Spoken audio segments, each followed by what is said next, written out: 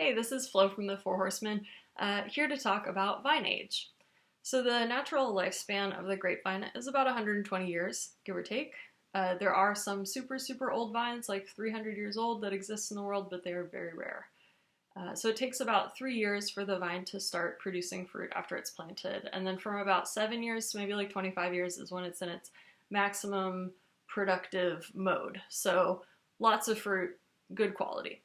After that time, the vines start producing less and less each vintage, and that's why producers will often rip out the vines at that age, replant them either with the same variety or with something else if they want to mix it up. So older vines are less common for this reason. I personally think the old vines are cool because they're planted with varieties that maybe people cared about a lot in the past that they are not so into these days, or that aren't really trendy. So like Zinfandel or Petite Syrah, you can taste these vines and kind of like taste a piece of the history that used to exist. But the main reason that people like wines from old vines is because of their concentration. So the old vines produce fewer bunches of grapes per vine, but each grape has a lot more depth of flavor. Old vines also have deeper roots, which allows them to draw nutrients and water from deep in the soil, which means that they're less, if there's a drought, the old vines are going to be more protected from that.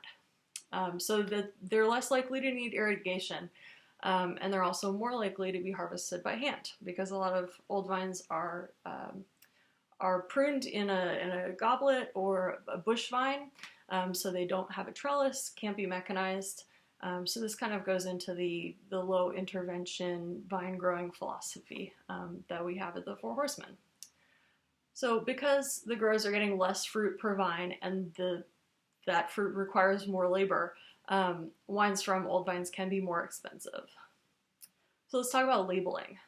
You might see the term old vines or vieilles vignes in French on the wine label, but it's not generally a legally protected term, so that can mean different things to different producers.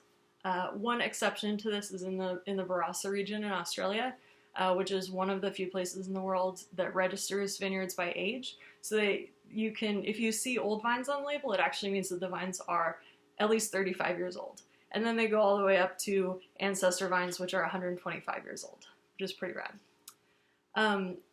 One of the most interesting old vines wine that I've had was the 2011 Vermont from Georges de Combe. He specializes in old vine Gamay and Beaujolais. So this was from a vineyard that was ripped up after that vintage, and the vines were over 100 years old. So it's kind of like something that will never exist again, which I think is really beautiful. But it's not just old vines, which is why you should care about vine age.